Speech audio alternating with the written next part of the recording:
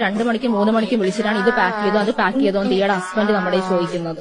ഒക്കെ രാത്രി 1 മണി 2 മണിയൊക്കെ ആകുമ്പോൾ വിളിച്ചിട്ട് ഹലോ എന്ത് ചെയ്യുന്നു പൂവാലന്മാരെ പോലെയാണ് സംസാരിക്കുന്നത്. അതുപോലെയാണ് ദിയയുടെ സ്ഥാപനമായ ഓബയോസിയെ ചുറ്റിപ്പറ്റിയുള്ള വിവാദത്തിൽ ഇന്നലെയും ഇന്നുമായി ഇൻസ്റ്റാഗ്രാമിൽ കിടന്ന് ഇറങ്ങുന്ന ഒരു റീലുണ്ട്. അതായത് ഈ ദിയ കൃഷ്ണയുടെ ഹസ്ബൻഡായിട്ടുള്ള അശ്വിൻ ഈ 3 പെൺകുട്ടികളുടെ ഫോണിൽ രാത്രി വിളിച്ചിട്ട് ഈ രാത്രി 2 മണിക്ക് 3 മണിക്കൊക്കെ വിളിക്കാറുണ്ട്, ഒരു പൂവാലന്മാരെ പോലെ സംസാരിക്കുമെന്നൊക്കെയാണ് ആ 3 പെൺകുട്ടികൾ പറഞ്ഞത്. എന്നാൽ ആ ഒരു റീലിന് താഴെ പോയിട്ട് ദിയ കൃഷ്ണ ഒരു കമന്റ് ഇട്ടിട്ടുണ്ടായിരുന്നു. ആ കമന്റ് ഒന്ന് ഞാൻ നിങ്ങൾക്ക് വേണ്ടി ഇവിടെ വായിച്ചു തരാം. വീട്ടിൽ ബിരിയാണിയാണ് മോളെ, മണ്ണ് വാരി അവൻ തിന്നാറില്ല. എന്താണല്ലേ ആ ഒരു കമന്റിന് ഏകദേശം 1 ലക്ഷം ആൾക്കാരാണ് ലൈക്ക് ചെയ്തിരിക്കുന്നത്. ഇനി ആ പെൺകുട്ടികൾ പറഞ്ഞ ആ ഒരു വീഡിയോയും കൂടെ ഞാൻ നിങ്ങൾക്ക് വേണ്ടി ഇവിടെ പ്ലേ ചെയ്ത് വെക്കാം. കണ്ടോ? 2 മണിക്ക് 3 മണിക്ക് വിളിച്ചിട്ടാണ് ഇത് പാക്ക് ചെയ്തോ അത് പാക്ക് ചെയ്തോ ദിയയുടെ ഹസ്ബൻഡ് നമ്മുടെ ചോദിക്കുന്നത്. ഒക്കെ രാത്രി 1 മണി 2 മണിയൊക്കെ ആകുമ്പോൾ വിളിച്ചിട്ട് ഹലോ എന്ത് ചെയ്യുന്നു പൂവാലന്മാരെ പോലെയാണ് സംസാരിക്കുന്നത്. അതുപോലെയാണ് സംസാരിക്കുന്നത്. ഈ പറയുന്ന വ്യക്തിയുടെ ടീഷർട്ടിനകത്തൊരു ഡയലോഗ് എഴുതിയിട്ടുണ്ട്. എന്താണെന്നറിയാമല്ലേ? ഡ്രാമയെന്ന്. ആ പെൺകുട്ടിക്ക് ചേരുന്ന പേര് തന്നെയാണ് ആ ടീഷർട്ടിനകത്ത് അടിച്ചു വെച്ചിരിക്കുന്നത്. അതായത് ഈ ഉത്തരം മുട്ടുമ്പോ കൊഞ്ഞണം കുത്തി കാണിക്കുക എന്ന് പറയത്തില്ലേ, അത് തന്നെ സംഭവം. അതായത് പറയാനായിട്ട് വേറെ ഒന്നുമില്ല. അവസാനത്തെ വാക്കാണ് ഈ പൂവാലന്മാരെ പോലെ വിളിച്ചിട്ട് ശല്യപ്പെടുത്തുക, അല്ലെങ്കിൽ മാനഭംഗപ്പെടുത്താൻ നോക്കി, പിന്നെ ഭീഷണിപ്പെടുത്തുന്നു. ഇതിനൊന്നും യാതൊരുവിധ ഉളുപ്പില്ലെന്നാണ് ഞാൻ ആലോചിക്കുന്നത്. പിന്നെ ഇവരുടെ കൂട്ടത്തിൽ വേറൊരുത്തി പറയുന്നുണ്ട്, മാസത്തിൽ 1-2 ലക്ഷം രൂപ അക്കൗണ്ടിലോട്ട് വന്നോണ്ടിരിക്കുന്നെന്ന്. അവളുടെ ചേട്ടൻ ഗൾഫിൽ കിടന്ന് അധ്വാനിച്ചിട്ടാണ് ഇത്രയും ലക്ഷം രൂപ അക്കൗണ്ടിലോട്ട് വരുന്നതെന്ന് എന്നൊക്കെയുള്ള ഒരു ഡയലോഗ് അടിച്ചിട്ടുണ്ടായിരുന്നു. ഇങ്ങനെയൊക്കെ പറഞ്ഞിട്ട് അവരുടെ വീടിന്റെ അടുത്തുള്ള ഒരു വ്യക്തിയുടെ ഒരു വോയിസ് പുറത്തു വന്നിട്ടുണ്ടായിരുന്നു. ഞാൻ ആ വോയിസ് ഒന്ന് ഇവിടെ പ്ലേ ചെയ്ത് വെക്കാം. കണ്ടോ? വിനിത എന്ന് പറഞ്ഞ കുട്ടിയില്ലേ, ഇവർക്ക് ഒരു 10 ലക്ഷം രൂപയോളം കടം ഉണ്ടായിരുന്നു. പക്ഷെ ആ കടമൊക്കെ തീർത്തിട്ടും ഉണ്ട്. പിന്നെ കുറെ സ്വർണം ബാങ്കിലുണ്ടായിരുന്നു, ആ സ്വർണങ്ങളൊക്കെ ഇവരെടുത്തു. പിന്നെ ഇവരച്ഛന് തന്നെ കുറച്ച് സ്വർണം ഇവർ വാങ്ങിക്കൊടുത്തു. ആശങ്കോട്ടാ പോയെന്ന് നിങ്ങൾക്ക് മനസ്സിലായല്ലോ. ബാക്കി കൂടെ ഒന്ന് കേട്ടിട്ട് വരാം. വേറൊരു കുട്ടി പറഞ്ഞില്ലേ ഗൾഫിലാണ് അവരെ ചേട്ടനെന്ന്.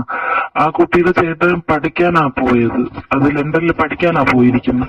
അപ്പൊ 3 വർഷത്തെ കോഴ്സ് ഉണ്ട്. പിന്നെ പാർട്ട് ടൈം ജോലി ചെയ്യുന്ന ഒരു വ്യക്തിക്ക് ഇങ്ങനെ 2 ലക്ഷം രൂപയും 1 ലക്ഷം രൂപയൊക്കെ സാലറി കിട്ടുമോ?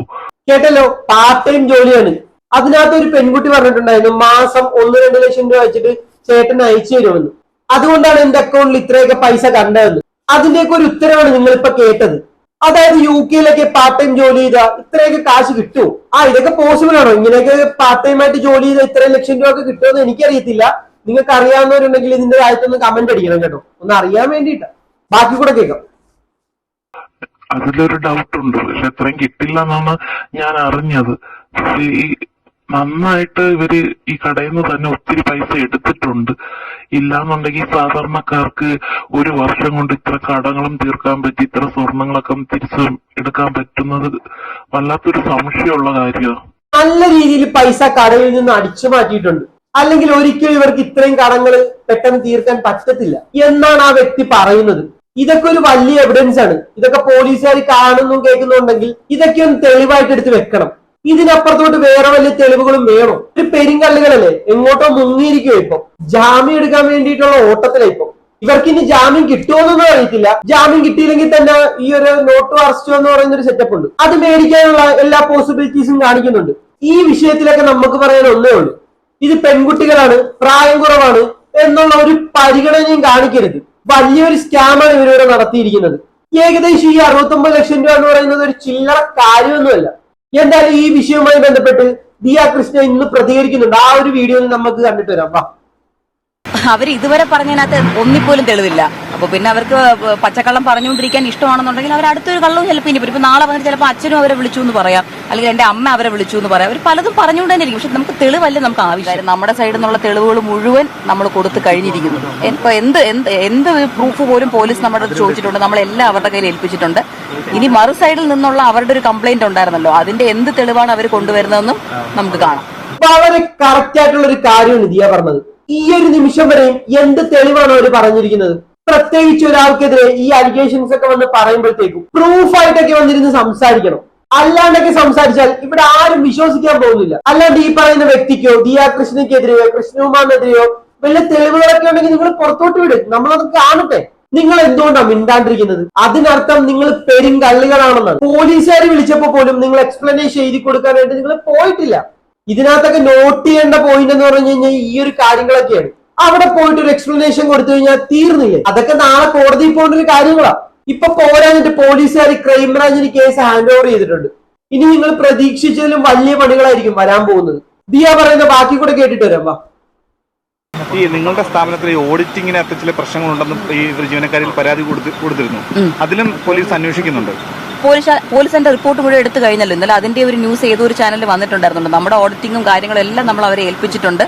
എല്ലാം കൃത്യമാണെന്ന് അവർ ഇൻഫർമേഷൻ തന്നു കഴിഞ്ഞു. നമുക്ക്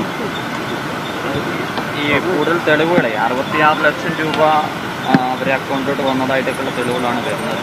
പറയുന്ന കാര്യങ്ങൾ സാധൂകരിക്കുന്ന രീതിയിലുള്ള തെളിവുകളാണ് ലഭ്യമാകുന്നത്. അതെ, അത് നമ്മൾ ബിഗിനിങ്ങിൽ നമ്മൾ പറഞ്ഞ വാക്കുകൾ തന്നെയാണല്ലോ ഇപ്പൊ നടന്നുകൊണ്ടിരിക്കുന്നത്. അപ്പൊ ഞാനോ എന്റെ അച്ഛനോ ബിഗിനിങ് മുതൽ എന്താണോ പറഞ്ഞത് അത് നിങ്ങളുടെ മുമ്പിൽ ഇപ്പൊ തെളിഞ്ഞുകൊണ്ടാണ് ഇരിക്കുന്നത്. പക്ഷെ അവര് പറഞ്ഞ ഒരു വാക്ക് പോലും ഇതുവരെ അവർക്കോ മീഡിയക്കാർക്കോ അവരുടെ കൂടെയുള്ള ആർക്കും തെളിയിക്കാൻ പറ്റിയിട്ടില്ല. ഇവിടെ ഓഡിറ്റിങ്ങിനെ പറ്റി പറഞ്ഞിട്ടുള്ള ഒരു കാര്യം നിങ്ങൾ കേട്ടില്ലേ? ഏകദേശം 69 ലക്ഷം രൂപ നഷ്ടപ്പെടുമ്പോഴത്തേക്കും കൃത്യമായിട്ടുള്ള ഓഡിറ്റിംഗ് നടക്കുന്നില്ല എന്ന്. ആ ഒരു ചോദ്യം ഇപ്പോഴും ബാക്കി നിൽക്കുന്നുണ്ട്. എന്തുകൊണ്ടാണെന്ന് എനിക്ക് മനസ്സിലാവുന്നില്ല. സത്യം പറഞ്ഞു കഴിഞ്ഞാൽ ഇവരുടെ ഭാഗത്തും തെറ്റുണ്ട്. ഇവരുടേതായിട്ടുള്ള ഒരു ശ്രദ്ധക്കുറവ് ഈ കേസിനകത്തുണ്ട്. അതാണ് ഇവർ ഇത്രയും വലിയ എമൗണ്ട് അടിച്ചു മാറ്റാനായിട്ടുള്ള കാര്യം എന്ന് പറയുന്നത്. ഇവർ ശ്രദ്ധിച്ചിരുന്നെങ്കിൽ അത്രയും രൂപ അവർ അടിച്ചു മാറ്റുമോ? ഇല്ല, ശ്രദ്ധക്കുറവാണ്. ഇനി പറയാനുള്ളത്, ഇത്രയും വലിയ മണ്ടത്തരങ്ങളൊന്നും ദിയ കൃഷ്ണയുടെ ഭാഗത്തു നിന്നും സംഭവിക്കാണ്ടിരിക്കട്ടെ. ഇത്രയും ശരി നടക്കുന്ന ഒരു കടയാണെന്നെങ്കിൽ പ്രോപ്പർ ആയിട്ടുള്ള ഒരു ആൾക്കാരെയൊക്കെ വെക്കണം അതൊക്കെ നോക്കാനായിട്ടുള്ള. എത്രയൊക്കെ സ്റ്റാഫുകളെ വെച്ചാലും നമ്മുടെയൊക്കെ ഒരു മേൽനോട്ടം അവിടെ അത്യാവശ്യമാണ്. അതൊക്കെ ദിയ കൃഷ്ണ ചിന്തിക്കുന്നത് വളരെ നന്നായിരിക്കും. നിങ്ങളുടെ ഭാഗത്തു നിന്ന് വന്ന ഏറ്റവും വലിയൊരു വീഴ്ചയാണത്. നമുക്ക് ദിയ പറയുന്ന ബാക്കി കൂടെ കേട്ടിട്ട് വരാം. വാ. അവര് പറഞ്ഞ എല്ലാ കാര്യങ്ങളും സ്റ്റേറ്റ്മെന്റ്സ് തെളിയിച്ചിട്ട് അവർ പോയാൽ മതി. നിങ്ങളുടെ ഭർത്താവിനെതിരെയും അപകീർത്തിപ്പെടുത്തിക്കൊണ്ടുള്ള ചില കാര്യങ്ങൾ സമൂഹ മാധ്യമങ്ങൾ അവർ നടത്തുന്നുണ്ട്. അതിനെങ്ങനെ കാണുന്നു? അവർ ഇതുവരെ പറഞ്ഞതിനകത്ത് ഒന്നിപ്പോലും തെളിവില്ല. അപ്പൊ പിന്നെ അവർക്ക് പച്ചക്കള്ളം പറഞ്ഞുകൊണ്ടിരിക്കാൻ ഇഷ്ടമാണെന്നുണ്ടെങ്കിൽ അവർ അടുത്തൊരു കള്ളവും ചിലപ്പോൾ ഇനിയിപ്പോ നാളെ വന്നിട്ട് ചിലപ്പോൾ അച്ഛനും അവരെ വിളിച്ചു എന്ന് പറയാം, അല്ലെങ്കിൽ എന്റെ അമ്മ അവരെ വിളിച്ചു എന്ന് പറയാം. അവർ പലതും പറഞ്ഞുകൊണ്ട് തന്നെ ഇരിക്കും. പക്ഷെ നമുക്ക് തെളിവല്ല നമുക്ക് ആവശ്യം. അതാണ് ഞാൻ ചോദിക്കുന്നത്. ആ തെളിവ് എവിടെ? തെളിവുകളില്ലാന്നുണ്ടെങ്കിൽ ആരെ പറ്റിയും ഇമാതിരി തോന്നിയ ദിവസങ്ങൾ പറയാണ്ടിരിക്കുക. ഈ പെരുങ്കള്ളികളുടെ നീക്കം എന്താണെന്ന് നമുക്കൊന്ന് അറിഞ്ഞിട്ട് വരാം. വാ. സമൂഹമാധ്യമങ്ങളിലടക്കം ഏറെ ചർച്ചയായ ഒരു കേസാണ് ദിയ കൃഷ്ണയുടെ സ്ഥാപനത്തിലെ സാമ്പത്തിക ക്രമക്കേടുമായി ബന്ധപ്പെട്ട ആ കേസിൽ ഇപ്പോൾ മുൻകൂർ ജാമ്യാപേക്ഷ നൽകിയിരിക്കുകയാണ്. ആരോപണവുമായി ആദ്യം രംഗത്തെത്തിയ ജീവനക്കാർ, OBOCയിലെ ജീവനക്കാരായ ദിവ്യ, വിനീത, രാധകുമാരി എന്നിവരാണ് മുൻകൂർ ജാമ്യം തേടിയത്. തിരുവനന്തപുരം പ്രിൻസിപ്പൽ സെഷൻസ് കോടതിയിലാണ് മുൻകൂർ ജാമ്യാപേക്ഷ സമർപ്പിച്ചിട്ടുള്ളത്. ജാമ്യം എടുത്തിട്ട് ഈ കേസിൽ നിന്നും രക്ഷപ്പെടാനുള്ള ചിന്ത നിങ്ങൾക്കുണ്ടെങ്കിൽ അത് വെറും ചിന്തകൾ മാത്രമാണ്. എന്നാലും നിങ്ങളൊക്കെ അകത്തു പോകും. നിങ്ങളുടെ ഭാഗത്ത് തെളിയിക്കാനായിട്ട് എന്ത് കുന്തമാണുള്ളത്? പോലീസുകാർക്ക് ഓൾറെഡി ബോധ്യപ്പെട്ട് ഇത്രയും ലക്ഷം രൂപ നിങ്ങളുടെ അക്കൗണ്ടിൽ വന്നിട്ടുണ്ടെന്ന്. ഇനി ഇതിനകത്ത് നിങ്ങൾ എന്ത് ചെയ്യാനാ?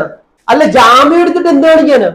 ഒരു കാര്യമില്ല. ആ എടുത്ത കാശ് അങ്ങോട്ട് തിരിച്ചു കൊടുക്കുക. അതേ എനിക്ക് പറയാനുള്ളൂ. അല്ലെങ്കിൽ ചെയ്യേണ്ട ഒരു പരിപാടി എന്ന് പറഞ്ഞാൽ നേരെ അകത്തു പോയി കിടക്കുക. ബാക്കി കൂടെ കേട്ടിട്ട് വരാം. ഷിജോ കുര്യനുണ്ട് വിവരങ്ങൾ നൽകാനായി. ഷിജോ, അന്വേഷണവുമായി ബന്ധപ്പെട്ടൊന്നും നേരത്തെ ഇവർ സഹകരിച്ചിരുന്നില്ല. ഇപ്പോൾ ജാമ്യാപേക്ഷയുമായി രംഗത്തെത്തിയിരിക്കുകയാണ്. തുടക്കം മുതൽ ഒരു പുകമറയുണ്ടായിരുന്ന കേസിൽ കാര്യങ്ങൾ വ്യക്തമാകുന്നുണ്ടോ ഷിജോ? ജിൽസി, ആദ്യം ഈ കേസുമായി ബന്ധപ്പെട്ടുകൊണ്ട് വലിയൊരു പുകമറയുണ്ടായിരുന്നു. അതിനകത്ത് ഇപ്പോൾ പോലീസിന് ഒരു വ്യക്തമായിട്ടുള്ള ചിത്രം പോലീസിന് ലഭിച്ചിട്ടുണ്ട്. അപ്പോൾ ഈ കേസിന്റെ ഒരു നിർണായകമായിട്ടുള്ള ഘട്ടത്തിലേക്ക് പോലീസ് കടക്കുന്നതിനിടയിലേക്കാണ് ഇപ്പോൾ ഈ കേസിന്റെ പരാതി കൊടുത്ത 3 വനിതാ ജീവനക്കാർ, ദിയ കൃഷ്ണയുടെ കവടിയാറിലെ സ്ഥാപനമായിട്ടുള്ള OBOCയിലെ വനിതാ ജീവനക്കാരായിരുന്ന ദിവ്യ, വിനീത, രാധാകുമാരി, ഇവർ 3 പേരും തിരുവനന്തപുരം പ്രിൻസിപ്പൽ സെഷൻസ് കോടതിയിൽ ഇപ്പോൾ മുൻകൂർ ജാമ്യാപേക്ഷ നൽകിയിട്ടുള്ളത്. ഇന്നലെയാണ് അവർ കോടതിയിൽ ജാമ്യാപേക്ഷ നൽകിയത്. ഇത് എന്ന് കോടതി പരിഗണിക്കും എന്ന് പറഞ്ഞിട്ടില്ല. ഈ കേസുമായി ബന്ധപ്പെട്ടുകൊണ്ട് എടുത്തു പറയേണ്ട ഒരു പ്രധാനപ്പെട്ട കാര്യമുണ്ട്. ആദ്യം പരാതി കൊടുത്തത് കൃഷ്ണകുമാറാണ്. ഇതിനകത്ത് പ്രധാനപ്പെട്ട ഒരു കാര്യമുണ്ട്. ഇവരുടെ പിന്നിൽ മാസ്റ്റർ ബ്രെയിൻ ആയിട്ടുള്ള ആരൊക്കെയോ ഉണ്ട്. നിങ്ങളൊന്ന് ആലോചിക്കുക. പെട്ടെന്ന് തന്നെ ഇവർ മുങ്ങുന്നു, ഒളിവിലിരുന്നിട്ട് ജാമ്യാപേക്ഷ കൊടുക്കുന്നു. വ്യക്തമായിട്ടുള്ള ഒരു പ്ലാനിങ് ഇതിന്റെ ഇടയിൽ നടക്കുന്നുണ്ട്. ഞാൻ ഓൾറെഡി കഴിഞ്ഞ എന്റെ വീഡിയോക്കകത്ത് ഇതൊക്കെ പറഞ്ഞിട്ടുണ്ടായിരുന്നു. ഈ ഒരു 3 സ്ത്രീകളിൽ ആരുടെ ഒരു ഭർത്താവ് ഈ കേസിനകത്തുണ്ട്. അതൊരു ഉറപ്പായിട്ടുള്ള കാര്യമാണ്. അയാളുടെയൊക്കെ ഒരു മാസ്റ്റർ ബ്രെയിൻ ഇതിന്റെയൊക്കെ പുറകിൽ കിടന്ന് കളിക്കുന്നുണ്ട്. ഇവരെല്ലാരും കൂടെ പ്ലാൻ ചെയ്തിട്ട് അടിച്ചു മാറ്റിയ പൈസയാണിത്. നാളെ ഇതുമായിട്ടൊരു വിഷയം ഉണ്ടായി കഴിഞ്ഞു കഴിഞ്ഞാൽ എങ്ങനെ നേരിടാമെന്ന് ഇവര് പ്ലാൻ ചെയ്ത് വെച്ചിട്ട് തന്നെയാണ് ഈ കാശൊക്കെ അടിച്ചു മാറ്റിയത്. ബാക്കി കൂടെ കേൾക്കാം. വാ. സ്ഥാപനത്തിൽ നിന്ന്, തന്റെ മകളുടെ സ്ഥാപനത്തിൽ നിന്ന് 69 ലക്ഷം രൂപയുടെ ക്രമക്കേട് നടന്നു എന്ന് പറഞ്ഞുകൊണ്ട് കൃഷ്ണകുമാർ മ്യൂസിയം പോലീസിൽ പരാതി കൊടുക്കുന്നു. ആ പരാതി കൊടുത്തതിന് പിന്നാലെ ഈ കടയിലെ ജീവനക്കാരായിരുന്ന 3 വനിതകൾ കൂടി പോലീസിൽ പരാതി കൊടുക്കുന്നു. തങ്ങളെ തട്ടിക്കൊണ്ടുപോയി, തങ്ങളെ പലതരത്തിൽ മാനസികമായിട്ടും ഒക്കെ പീഡിപ്പിച്ചു എന്ന് പറഞ്ഞുകൊണ്ട് പരാതി കൊടുക്കുന്നു. ആ കേസിൽ ഈ 2 പരാതിയിലും പോലീസ് കേസെടുത്ത് അന്വേഷണം നടന്നു വരുന്നതിനിടയിലാണ് ഈ കേസുമായി ബന്ധപ്പെട്ടുള്ള ചില നിർണായകമായിട്ടുള്ള വിവരങ്ങൾ കൃഷ്ണകുമാറിന്റെ കുടുംബം അവരുടെ യൂട്യൂബ് അക്കൗണ്ടിലൂടെ പുറത്തുവിടുന്നത്. അതിലൂടെ തന്നെ പോലീസിന് ഏറെക്കുറെ കാര്യങ്ങൾ മനസ്സിലാവുകയും മറ്റ് CCTV ദൃശ്യങ്ങളും ഇവരുടെ ബാങ്കിംഗ് സ്റ്റേറ്റ്മെന്റും അടക്കം പോലീസ് ശേഖരിക്കുകയും ചെയ്തിരുന്നു.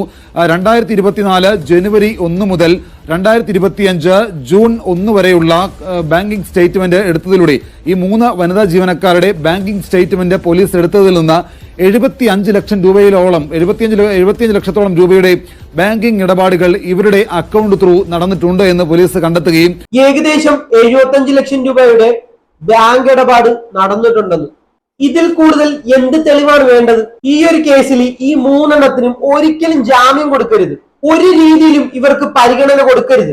ഈ 3 എണ്ണം അകത്ത് തന്നെ പോയി കിടക്കണം. ഒരാള് പോലും ഇവർക്ക് ജോലി കൊടുക്കരുത്. ആ മുഖങ്ങളൊക്കെ ഒന്ന് നോക്കി വെച്ചു. ചില്ലറ കാശുകളാണ് അടിച്ചു മാറ്റിയത്. ലക്ഷക്കണക്കിന് രൂപയല്ലേ. ഇത്രയും ലക്ഷം രൂപ അവരുടെ അക്കൗണ്ടിൽ കൂടെ ട്രാൻസാക്ഷൻ നടന്നപ്പം ഇത് ദിയ അറിഞ്ഞിട്ടില്ല എന്ന് പറയുന്നതാണ് ഏറ്റവും വലിയ അത്ഭുതം എന്ന് പറയുന്ന കാര്യം. ഇത്രയും ക്യാഷാണ് അവിടെ ട്രാൻസാക്ഷൻ നടന്നിരിക്കുന്നത്. ദിയ ഇതൊന്നും ശ്രദ്ധിച്ചില്ലേ? ഈ വീഡിയോ കാണുന്ന നിങ്ങളൊക്കെ ഒന്ന് ആലോചിച്ച് നോക്കിക്കേ. നിങ്ങളൊക്കെ തന്നെ ചിലപ്പോൾ നിങ്ങളൊക്കെ വല്ല ഷോപ്പിനകത്തോ വല്ല ബിസിനസ്സോ നിങ്ങളൊക്കെ വർക്ക് ചെയ്യുന്നവരായിരിക്കും. ഇത്രയും ലക്ഷം രൂപയുടെ തട്ടിപ്പ് നടത്തിയത് അതിന്റെ ഓണർ അറിഞ്ഞിട്ടില്ലെന്ന്. നമ്മുടെയൊക്കെ കടയിൽ നിന്ന് 1 രൂപയൊക്കെ അടിച്ചു മാറ്റി കഴിഞ്ഞാൽ നമുക്ക് അറിയാൻ പറ്റത്തില്ലേ? അല്ലെങ്കിൽ നമ്മുടെ സാധനങ്ങളിലൊക്കെ കുറവ് വരാൻ നേരത്ത് നമുക്കത് അറിയാൻ പറ്റത്തില്ലേ? ഇത്രയും സാധനം രൂപ വിറ്റു, അതിന്റെ കാശ് നമ്മുടെ കടയിൽ കാണണം. അടുത്ത സ്റ്റോക്ക് കയറ്റണമെങ്കിൽ ഇത്രയും സ്റ്റോക്ക് വിറ്റുപോയിട്ടാണല്ലോ നമ്മൾ അടുത്ത സ്റ്റോക്ക് കയറ്റേണ്ടത്. അതിന്റെ ഫണ്ട് എവിടെ? ഇതൊന്നും നോക്കിയില്ലേ? ഇത്രയും വലിയ ബിസിനസ് ചെയ്യുന്ന ഒരാൾ വലിയൊരു അവരുടെ ശ്രദ്ധക്കുറവ് തന്നെയാണ് ഇതിനകത്ത് സംഭവിച്ചിരിക്കുന്നത്. ഇതൊക്കെ കണ്ടിട്ടൊന്നും പറയാനില്ല. ഇത് കണ്ടിട്ട് നിങ്ങൾക്ക് എന്താണ് തോന്നുന്നത് വെച്ച് കഴിഞ്ഞാൽ അടിയിൽ കമന്റ് ബോക്സിൽ രേഖപ്പെടുത്തുക. നമുക്ക് അടുത്ത വീഡിയോയിൽ കാണാം. Bye bye.